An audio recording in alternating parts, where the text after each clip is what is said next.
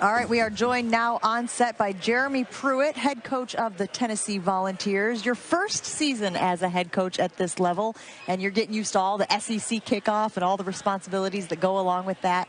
What has been the most difficult thing about now being the guy? You know, having a plan to be the kind of the head coach of the defense, that was easy. You know, I have done that in high school. There's not much that changes. You know, I've been very fortunate for the men that I've played for. I've coached with, I've coached for, so I've had an opportunity to see guys do it and do it in different ways. And I got to be who I am, but at the same time, I would be crazy not to take from the men that I've had a chance to work with. So who is Jeremy Pruitt going to be? Is Jeremy Pruitt closer to Nick Saban, Jimbo Fisher? Who are you close? Who do you think you would resemble the most, or closest? Well, I know it's hard to say Nick Saban, I hope I resemble who I am. You know, I think that you know, I really have a passion for players. I want, my goal is to help players get what they want. I think probably the ultimate compliment you can get as a coach is if a parent says, "I want my child to go be under your care for the next 3 to 5 years." So when you get that opportunity, you want to do the best for them. Coach, David and I growing up, you growing up, Tennessee was a big deal. My two favorite football players of all time are Peyton Manning and Jason Witten. I'm not kidding when I say that either. Now, though, Tennessee's come under some tough times. And the guys that you're recruiting, I don't know if they totally understand the brand that is Tennessee. What's it been like rebuilding that image that Tennessee football is a national powerhouse and is going to be once again?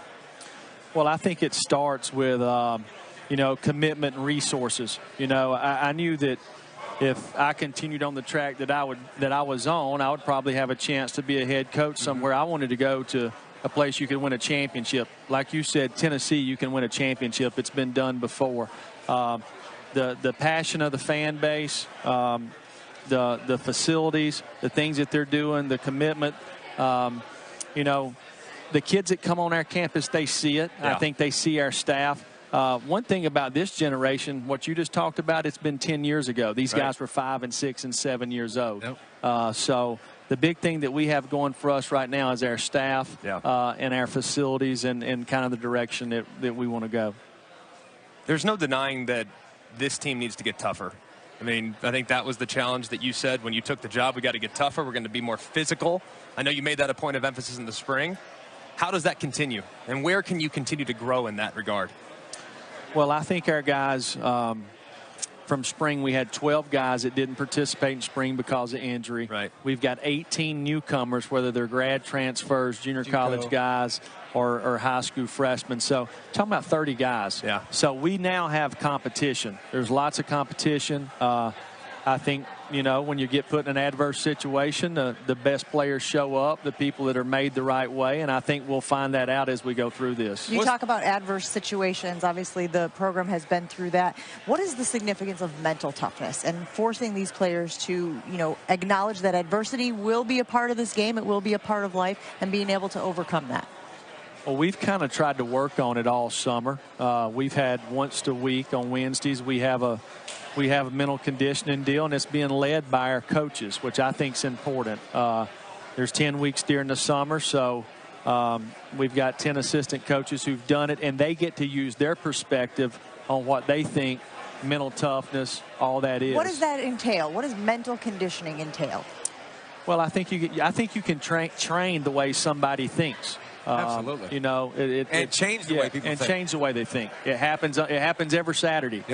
You know, people have an idea when they go out there. Everybody wants to win the game, right? So one team changes the way the other team thinks. I think you can do that, and we've tried to prepare guys and do that this summer. How do you balance between building your program for the future and building to win right now? How do you walk that line? Well, to me, I want our team to play with toughness. I want us to play with effort. I want us to play together. I want y'all to look out there and say, wow, those guys are smart football players. When things get tough, they stay together. They handle adversity. I think if we will do that, the wins, losses, and all the other part will take care of itself. Tennessee 4 that and schedule, 8. they're going to need it. You got one of the toughest schedules in the country. Good Lord. I told somebody we should have added the 85 Bears, the Eagles, and Grayson High School. Go get the pick. Yeah, the five-game stretch with Florida, Alabama, Auburn, Georgia, and South Carolina, and you open with West Virginia. It's a grind. It's not easy in this league, man. All right, Coach. Pollock is welcome to wishing Tennessee. you luck in Welcome your to Tennessee, future Coach. endeavors. Coach Pruitt, thank you so much for joining us here. 2017 was a season to forget for Tennessee and its fans. The Volunteers lost 8 games and went winless in SEC play for the first time in school history after a period of stability that saw 4 Tennessee head coaches over a 45-season span. Jeremy Pruitt now becomes the 4th full-time head coach since 2009. Continuing here on College Football Live, obviously, you know, the other day you said that you're not concerned about Pruitt himself. He's proven himself as a coach. But there are concerns for Tennessee as a team/program. What are they? Well, I mean, I think they need more talent. I think that's evident if you watch them. I think that's pretty fair.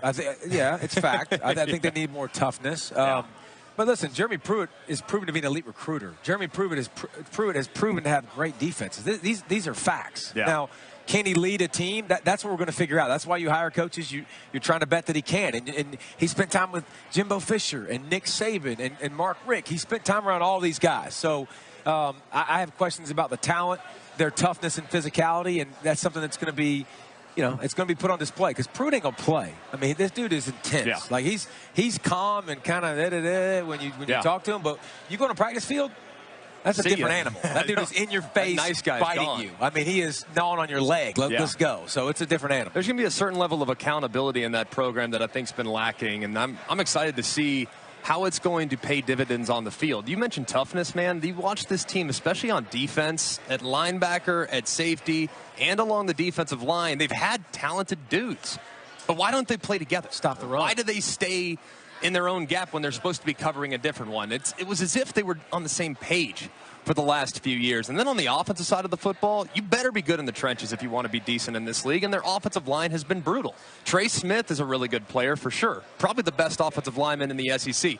But outside of him, they don't have enough talented guys along the offensive line to effectively run the football and to impose their will the way Jeremy Pruitt wants them to. So if he's an effective recruiter, is it fair to say we're a couple of seasons away from Tennessee being... Yeah.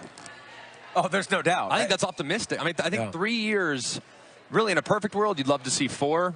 In reality, you get 3 now. So in year 3, they need to be taking significant steps forward because at that point, all of Butch Jones's players are gone and all of Jeremy Pruitt's hand-picked players are playing pivotal roles within the team. So what's a sign of success for this season? I would say bowl game. If they get to a bowl game, knowing that schedule, which is brutal, because of the youth that they're probably going to be relying on, they're going to have 30 new players, like Coach just talked about, that are stepping in, potentially playing for the first time with transfers and freshmen, and the schedule's brutal. I mean, if they can get to 6 wins, Pollock, that's massive because of the extra practice time they'll get in the postseason. 3 of the first 8. If you win 3 of the first 8, you're sitting pretty. That's how good of a schedule it is when you see how tough that is. So, listen, I don't think it's about wins and losses. I don't think it's about a bowl game. I think it's about competitiveness. You can't get hit in the face by a frying pan 41-0 against Georgia like we talked about earlier. You have to be competitive. People need to feel you when they play you. Yeah. They need to be games that are earned. You're not giving crap away consistently. It's not easy for everybody to play against you. That's when you start to see success, and you'll know that's going in the right direction. And this is a guy who's been on 5 championship staffs. Pretty solid. So he's got experience there. Yeah. Obviously, he'll hope to continue that trend now in Tennessee. All right, coming